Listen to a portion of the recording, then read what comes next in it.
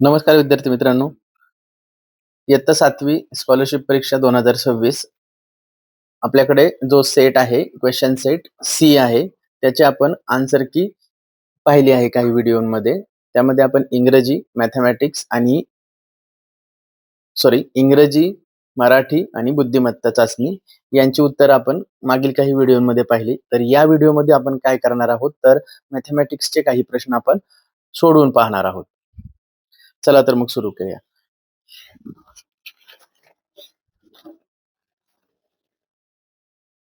Okay, तर या ठिकाणी 26 नंबरचा क्वेश्चन आहे आणि 27 नंबरचा क्वेश्चन आपण आपल्या YouTube चॅनलवर शॉर्ट व्हिडिओमध्ये बनवून सोडवून दाखवलेला आहे. तर आपण त्याच्या पुढचा प्रश्न घेऊयात. 28 नंबरचा प्रश्न आहे. 28 नंबरचा प्रश्न काय आहे मित्रांनो? If the item is sold for ₹60, the loss incurred is 4 times the profit gained by selling the same item at ₹80. Then what is the cost price of the item? या ठिकाणी मित्रांनो काय दिलंय की एकच आयटम आहे आणि तो एकदा ₹60 आणि नंतर दुसऱ्यांदा ₹80 विकला. म्हणजे दोन कंडिशन दिलेले आहेत. बघा,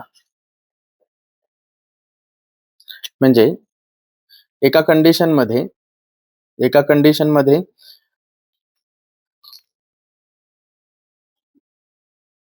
SP आहे 60 आणि दुसऱ्या कंडिशन मध्ये SP आहे 80 सेलिंग प्राइस. तर SP 60 असताना काय झालंय, तर लॉस झालाय. लॉस किती होईल? आता या ठिकाणी आपण कॉस्ट प्राइस जी आहे ना, कॉस्ट प्राइस ती X घेऊयात. तर SP 60 असताना आपला लॉसचा फॉर्म्युला काय आहे?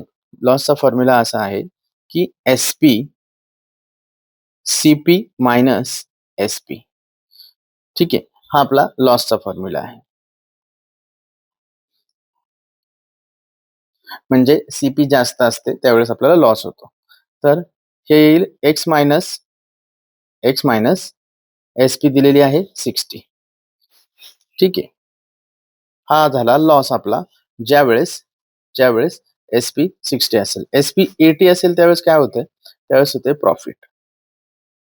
बरोबर. तर प्रॉफिट किती होतंय मित्रांनो? तर प्रॉफिट होतं ते असतं, प्रॉफिटचा फॉर्म्युला काय आहे, तर SP minus CP, selling price minus cost price. मग प्रॉफिट काय होईल? SP काय आहे? 80 आहे मायनस CP इज X. आता दुसरं काय दिलंय या प्रॉब्लेम मध्ये बघा. इथं काय दिलंय? द लॉस इन्कर्ड, म्हणजे जो लॉस आहे it is 4 times the profit gain. म्हणजे लॉस काय आहे? X minus 60. हा याच्या 4 टाइम्स काय आहे? Profit gain. म्हणजे 80 मायनस X असं इक्वेशन तयार होईल. बरोबर.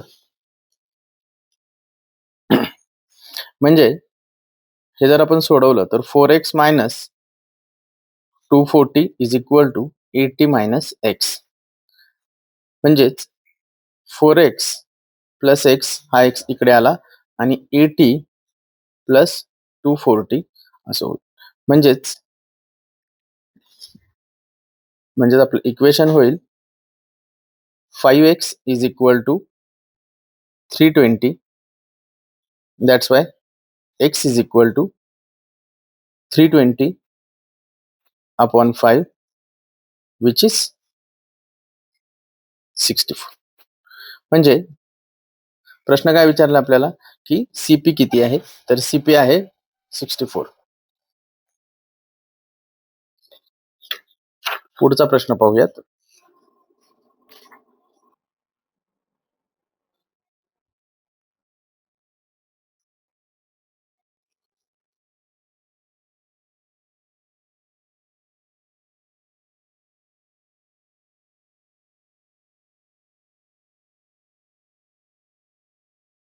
चला पुढचा प्रश्न पाहूयात. When shopkeeper sold the mobile at 39711 whose mark price was 42 3700. Then how much percent discount did he give? बघा, या ठिकाणी एका दुकानदाराने काय केलंय, तर मोबाईल विकलेला आहे. तर मोबाईल विकला, त्याचं मार्क प्राइस म्हणजे एम-आर-पी. एम-आर-पी काय आहे मोबाईलची?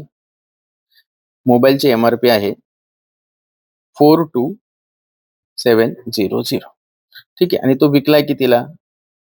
तर सेलिंग प्राइस आहे 39711.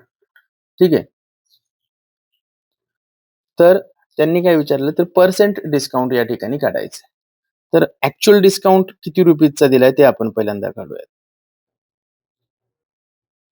ऍक्च्युअल डिस्काउंट आहे तो 42700 मायनस 39711. हा ऍक्च्युअल डिस्काउंट आहे. हे सबट्रॅक्शन करूयात आपण पहिल्यांदा. 42700 मायनस 39711. तर हे येईल 9, त्यानंतर 8,